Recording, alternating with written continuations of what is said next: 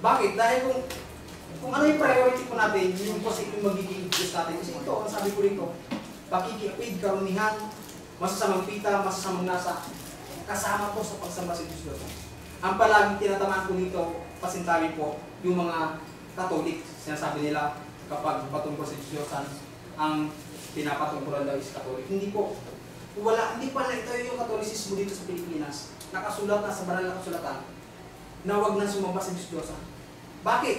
Dahil nung panahon po na yon, yung kapatid ni Moises na si Aaron gumawa ng guyang ginto para kanilang sambahin. So yung sulat na yon, hindi para sa mga Katolisismo, sa mga Katoliko, kundi para doon sa mga kapatid ni Aaron na sumasamba sa Diyos. Lumabas lang ngayong araw, na huling araw na mayroong Katolisismo na lumabas, na sumasamba sila sa mga rebulto, kaya sila tinatamaan.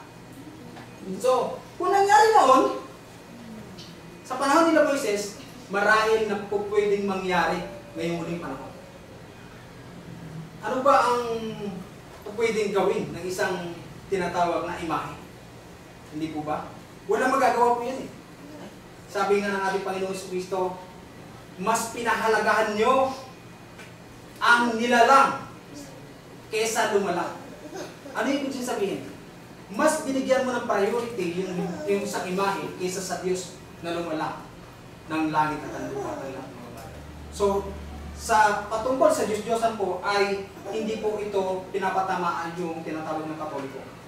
Ito ay patungkol doon sa kina Moises noon kaya siya gumawa ng tinatawag na 10 utos. Tuloy po tayo. Ito yung tanong.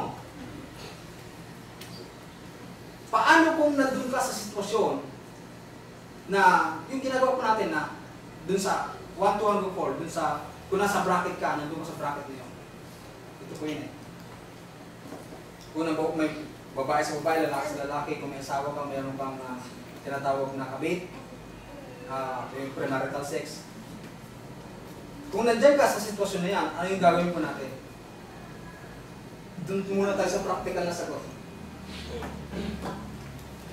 Kung nambabae ka, ay di umiwas ka. Ano po? Practical po yan. Kung nanlalaki ka, di umiwas ka. Simple lang. Kung bakala ka, aba, ay magpakalalaki ka. Ano po? Kung tomboy ka, magpaka-babae ka. Yun lang. Biblical na sagot, palagi natin isipin na tayo po yung mga Kristiyano. Dito lang sa number 5. Kung nandun ka sa sitwasyon na yun, isipin mo na Kristiyano ka. Ang ginagawa ng ating Panginoon sa Kristo is pagpapakabanal. So kung nandun ka sa sitwasyon na yun, doon sa 1 to 4 na yun, hindi ka ba makakonsensya? Ano po? Makakonsensya ka. At isa-isip natin na tayo ay isang mabuting halimbawa. Kung nanlalaki ka, kung nanlubabae ka, isa ka ba mabuting halimbawa? Nasa 1 Timothy 4 verse 12, ang talata po niya. Lagi natin isipin yung bagay na ito. Kaya tayo nandito upang ipakita sa mga tao na paligid sa atin na tayo yung magandang halimbawa. Saan? Sa pananalita, sa pamumuhay, sa pag-ibig. Yan yung dahilan, yan yung sagot. Kung nandun ka sa sitwasyon na yun, ipadama natin yung pag-ibig na itinuturo ng banal na kasulatan. Ano yung pag-ibig na yun? Meron pong iba't ibang uri ng pag-ibig. Sa Greek word po kasi yung agape at saka pelo. At marami pa po yan. Agape lang po ang sinasabi ni Apostol Pablo dito sa 1 Corinthians chapter 13 verse 4, patuloy. Na ang pag-ibig, mapagpahinuhod, magandang loob, hindi mo gagawin, hindi mo sasaktan ang iyong asawa o yung tinatawag na asawang babae o asawang lalaki. Kung alam mo yung pag-ibig na ito, dahil mapagpahinuhod ka, magandang loob, hindi mayabang. Ang sabi ng banal na kasulatan sa Galatia 5 verse 16, sinasabi ko nga, magsilakad kayo ayon sa Espiritu at hindi niyo gagawin ang pita ng laman. So dahil nga nagkakalaban ng bagay nito, nasabi ng ating Apostol Pablo, huwag gawin ang pita ng laman. 5 minutes na lang po. Bakit kasi pinapaiwas tayo sa gawain ng fornication? Na po? Kung pleasure of the flesh po ito eh. Talagang gusto ng laman ito. Dahil ang gusto ng Diyos, ayaw niya tayo na mabuhay sa kasalanan.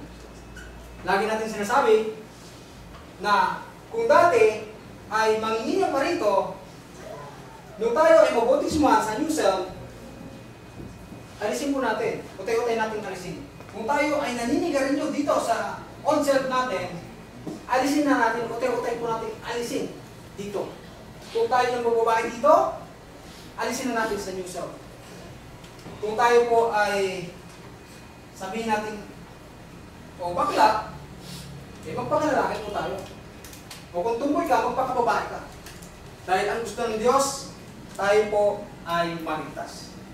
Ayaw ng Diyos na tayo po ay mapangama. Dahil nga po, for God so loved the world that He gave His only begotten Son.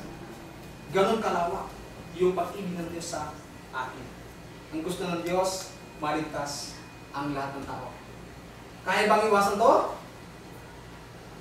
May lang pong mga halimbawa nito.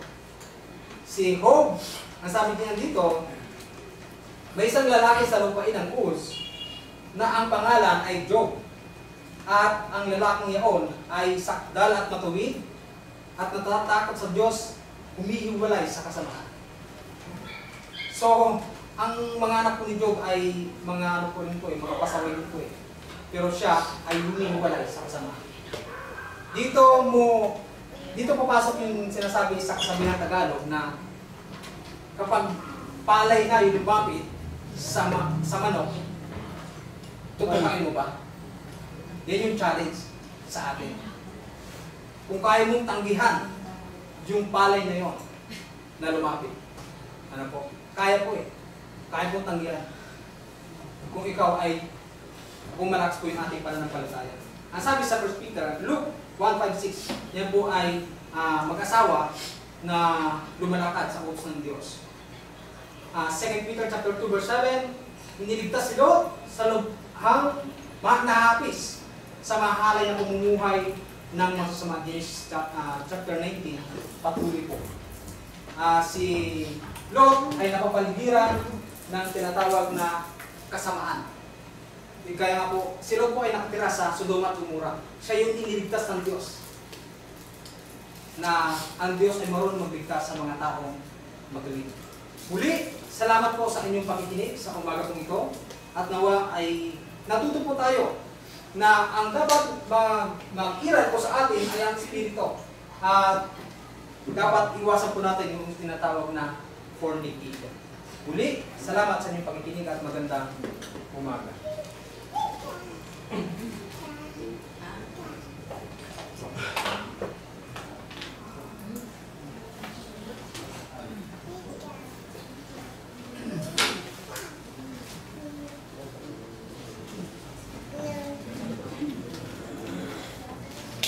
Maraming salamat po sa turo at aral na ginagawa sa atin ng mga kapatid.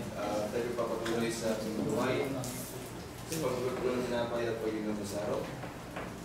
Bukunin po natin mga himlaryo sa page 296.